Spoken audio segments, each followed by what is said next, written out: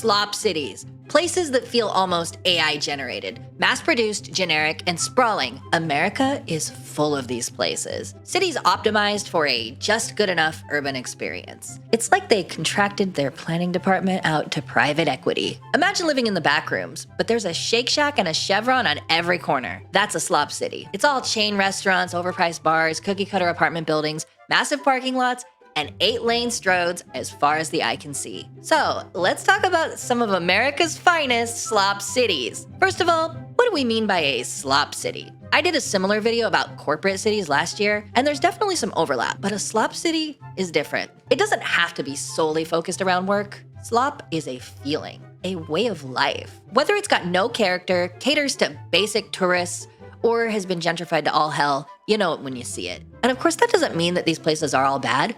In fact, I found great things to do in some of them. Some metrics we're gonna use to determine whether a place is slop or not are as follows. Aesthetic sameness. Drop a pin in a random place on Google Street View, and if you can't tell where you are, you know you're in a slop city. Corporate domination. Places where a few industries run everything. Think big tech or kitschy overpriced tourism, generic luxury branded areas built by the same few big developers. Car-centric sprawl. Slop cities usually have inadequate public transit and walkability outside of the city center. Massive highways and stroads as far as the eye can see. Having a car here is mandatory. High cost and mediocre experience. You don't get what you pay for here. Everyone moves to these places, which on paper makes them desirable, but for the high cost, you get generic urban living that can be found almost anywhere. Let's give each city a score out of 10 for these 4 areas, taking away points for any redeeming qualities they may have. So with that, let's start with a place so expensive and confusing that it defies logic entirely. My favorite slop city, San Jose, California. The beating heart of Silicon Valley, possibly the most expensive place on earth. It's like LA without the beaches and celebrities. No, it's basically an overpriced version of Modesto.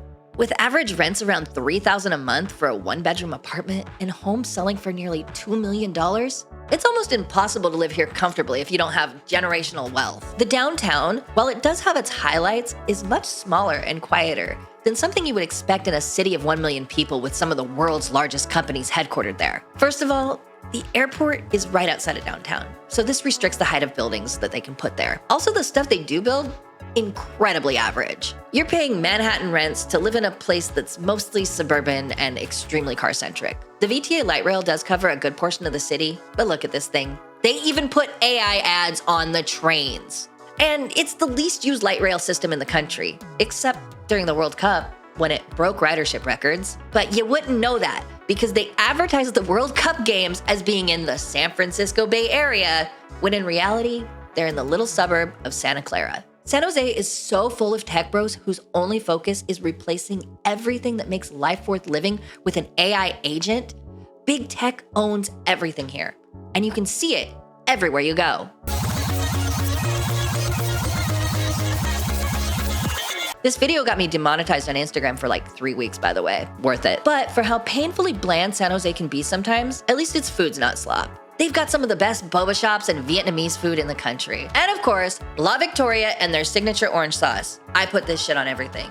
So freaking good, guys. Seriously, the locals who grew up here really do hold it down. So much of the slop comes from transplants who move here to suck the city dry and cash out when their stock options vest. San Jose, I love you so much, but you are in fact a slop city. On aesthetics, 7 out of 10. There's a lot of slop here, and most of San Jose looks like you typed Bay Area City into ChatGPT. But it does have some cute historic neighborhoods like Japantown, and the Rose Garden is quite nice. Take a drive down the Alameda, and it's cute. Points for putting an orange theory there though, but much of it feels like you could be in any California suburb. Corporate domination, 10 out of 10. Tech owns the region entirely without competition. Car-centrism, we're gonna give it a 6 out of 10. It's gotten better with BART being sent to Berryessa and plan to reach downtown eventually. Caltrain is decent, and San Jose is very bikeable, but that's just because it's so damn flat. You can definitely make San Jose work in certain neighborhoods, but to get outside the major core areas, it's hard to live without a car. On cost versus experience, 7 out of 10. It's overpriced to all hell. Not gonna fight you on that, but the food is top tier, well worth it. It really excels in offering diverse options. Go downtown on a Saturday night, and it's actually pretty poppin'. I've had many fun nights at Splash. Don't judge me. And if you're in town for FanimeCon, which comes like once a year, the city goes crazy. Just look at what happened at ParkCon this year. It's something.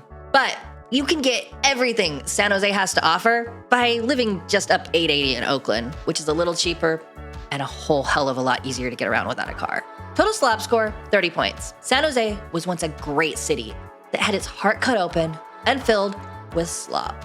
All right, quick pause, because this actually ties into something you've probably noticed if you live in a place like this. When everything is expensive, you'd think that you'd at least have a clear picture of where your money's going. You're checking multiple apps for banking, credit cards, everything else. This is where today's sponsor, Monarch, comes in. It pulls all your accounts into a single clean dashboard so that you can see everything in one place. And the nice part is it's not constantly spamming you with alerts. You just open it and it's all there. You can see your fixed versus flexible spending, and it automatically categorizes it all. So you know when you're overspending without having to manually track every little thing that goes in and out. It also tracks your net worth over time so you can see when you're making progress towards your goals. Monarch is private, ad-free, and syncs with over 13,000 financial institutions, so setup is easy and quick, and it works across web and mobile. So if you want your finances to feel a little less chaotic, give Monarch a try, using the link in the description and code Diana50 at checkout for 50% off your first year.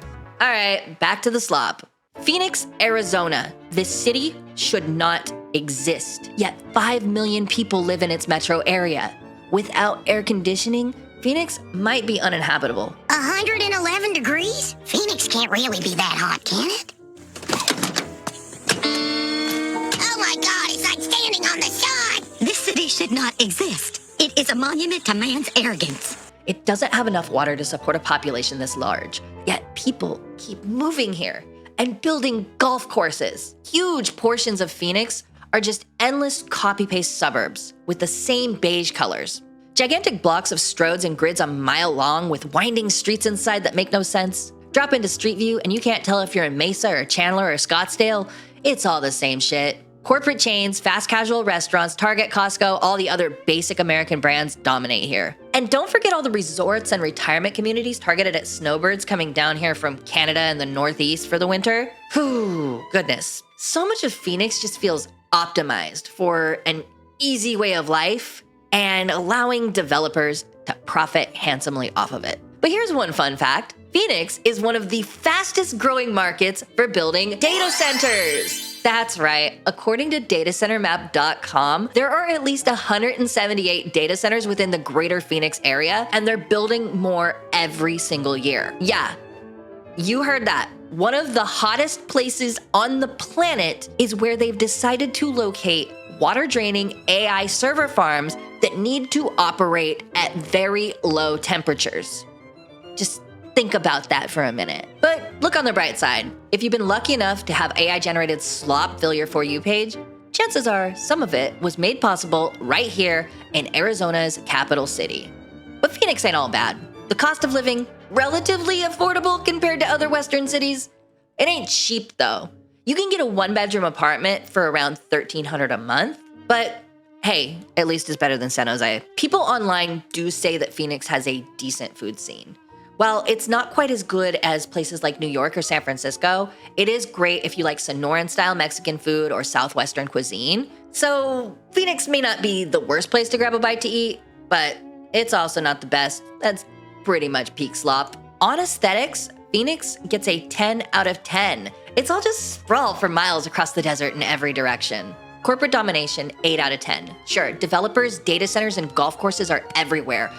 It caters to the lowest common denominator of humanity, but the city has a diverse economy, even if it's still mostly generic and bland chains. Car-centrism is a 9 out of 10. Phoenix might be the quintessential car-pilled city in America, but it does have a small light rail system that serves the urban core. Although, given hot temperatures most of the year, walking and biking is difficult, and the way much of it is planned, focused solely on the private car. You can't get around it here. On cost versus experience, 5 out of 10. It's cheaper than a lot of major cities, but you're getting what you pay for. A place that's just good enough. Phoenix, Arizona, with a score of 32, you're one of America's hottest destinations for slop. Nashville, Tennessee. Oh, this one's gonna get me a lot of hate, but hear me out. The capital of American country music used to be one of the nation's most unique and cherished places. The Grand Ole Opry is legendary, But corporate America has turned Nashville into a glorified theme park for influencers and bachelorette parties. In fact, that's where the 𝘼𝙗 girl got famous. Walking the streets of Nashville doing one of those man-on-the-street interviews. What's one move in bed that makes a man go crazy every time? Oh, you gotta give him that 𝘼𝙗 and spit on that thing, you get me? If that's not slop, I don't know what is. Nashville has stopped being Nashville and instead became a parody of itself. You're fighting tourists in overdone honky-tonk bars cosplaying as cowboys. You're seeing musicians who couldn't make it in pop and rock and roll putting on fake Southern accents and singing butchered Dolly Parton covers to a few drunken passersby. Nashville has become a complete joke. Big business took what was once a proud legacy of blue-collar music and made it into yet another product to be optimized, bought, and sold. Yes, country music is slop these days. Outside of the urban core, it's again mostly the same car-centric sprawl you see everywhere else in the USA. And Nashville voters like it that way. In 2018, the city's residents voted 64-36 to defeat an initiative to vastly expand the region's bus and rail service. Hell, even the Grand Ole Opry, one of the city's main attractions, is surrounded by massive parking lots on a huge highway far from the urban core. And Nashville has a really nasty history of being incredibly segregated along racial lines, leading to substantial inequality and quality of life issues. And gentrification is not helping this. With more and more people from all over the country moving here, the cost of living is increasing. At around $1,700 a month for a one-bedroom apartment, Nashville is not cheap for what you get. And with no state income tax, you do get to keep more of your money. But on the flip side, wages in Tennessee are much lower than similarly priced areas. On aesthetic sameness, 5 out of 10. The neon lights, country western bars, and historic districts of Nashville are still uniquely Nashville, at least aesthetically. There's no doubt about it. Sure, you go to the suburbs and it's a different story. Corporate domination, 5 out of 10. Music and tourism do rule here, but the arts are a bit less slop than something like tech, and you still have a lot of really talented and creative people that call Nashville home. Car-centrism, 10 out of 10. Nashville hates walkability, hates transit, and wants to be in their car. They voted against transit, no question here. They have like one commuter train, that's it. Nashville, car-pilled. Cost versus experience, 7 out of 10. Low wages make it hard to live here, and I'm sure fighting drunken bachelorettes every weekend gets old fast. You do not get what you pay for, but it's still cheaper than living on the coast. With a score of 27, Nashville is well on its way to living its best slop life. These are just 3 examples of what happens when a city is optimized for profit over the people who live there. San Jose is one of the most diverse and dynamic places in the world, yet big tech turned it into a bedroom community overshadowed by San Francisco. Phoenix is what happens when you take a small desert town and expand it at all costs. Growth for the sake of growth, bending environment to the will of capital. Nashville, a city with a proud legacy in the arts and culture, was reduced to a tourist trap, optimized to provide a sterile experience, reminiscent of what it once was. In all of these places, life isn't bad. It's good enough. And that, my friends, is exactly what it feels like to live in a slop city. Okay, real talk. If you guys like this format, let me know in the comments what other places that you might consider slop cities. And maybe we'll do a part 2. And if you don't agree with any of these, tell me why. I'd love to know.